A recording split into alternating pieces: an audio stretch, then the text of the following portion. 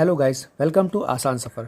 और आज मैं आपको बताने वाला हूं कि आप इस मशीन से किसी अदर में कैसे पैसे जमा कर सकते हो। जी हाँ, क्योंकि अभी तक जिससे भी पूछा गया है या जितने भी लोगों ने बताया है वो सिर्फ यही बता रहे हैं कि इस मशीन से आप सिर्फ बैंक ऑफ बड़ौदा में ही पैसे जमा कर सकते हो।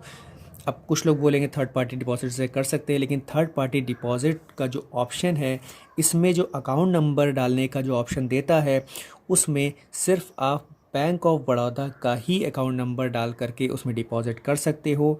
और कोई भी अगर आप अकाउंट नंबर डालते हो या किसी अदर बैंक का अकाउंट नंबर डालते हो तो उसमें वो नहीं लेता है, क्योंकि इसमें जो ऑप्शन दिया गया है जैसे कि 10 या 11 अंकों का अकाउंट नंबर ही लेता है, जो सिर्फ और सिर्फ बैंक ऑफ बड़ौदा में ही है, अदर बैंकों में नहीं है। तो इसलिए आप थर्ड पार्टी डिपॉजिट से भी आप सिर्फ बैंक ऑफ बड़ौदा में ही पैसा जमा कर सकते हो। तो अब हम क्या करें इसके लिए? तो मैं आपको आज एक ऑप्शन बताने वाला हूँ जिसके थ्रू आप इसमें यानी इसी मशीन से बैंक ऑफ बड़ौदा में पैसे जमा कर सकते हो। यानी सॉरी, बैंक ऑफ बड़ौदा तब इस मशीन से बैंक ऑफ बड़ौदा के अलावा किसी अदर बैंक में भी पैसे आप जमा कर सकते हो। तो उसके लिए सबसे पहले आपको जो एक चीज़ चाहिए होगी, यानी कि आपको एक अकाउंट चाहिए होगा जो कि आपके पास बैंक ऑफ बड़ौदा का होना चाहिए। यानी कि आपके पास यानी बीसी सखी के पास जो अकाउंट है वो नहीं, उससे नहीं, आपको अदर कोई यानी आपके घर में या आपके कोई जाने वाला हो जिसके ऊपर आप ट्रस्ट कर सकते हो, जो आप पे ट्रस्ट कर सकता हो, उसके पास आपके पास यानी आपके घर पे अगर है तो अच्छी बात है।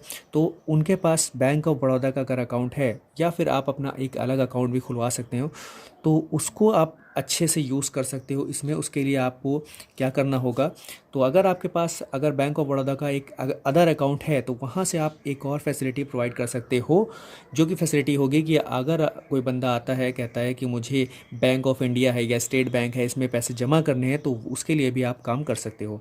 तो वो कैसे करना होगा वो मैं आपको बताता हूँ। जैसे कि फ़ंड ट्रांसफ़र में आप जाते हो, तो फ़ंड ट्रांसफ़र के अंदर आपसे जो सबसे पहले पूछता है वो बैंक ऑफ बड़ौदा का ऑप्शन आता है, और यहाँ पे आपको चेंज करने का ऑप्शन नहीं आता है। तो यहाँ पर आपको फ़ंड ट्रांसफ़र करना है इस अकाउंट से, यानी ऊपर जो अकाउंट दिया जाएगा उस अकाउंट से किसी अदर अकाउंट में। अब यहाँ पे देखिए ऑप्शन दे रहा है कि आप किसी भी अकाउंट में पैसे ट्रांसफ़र कर सकते हो बैंक ऑफ बड़ौदा के अकाउंट से।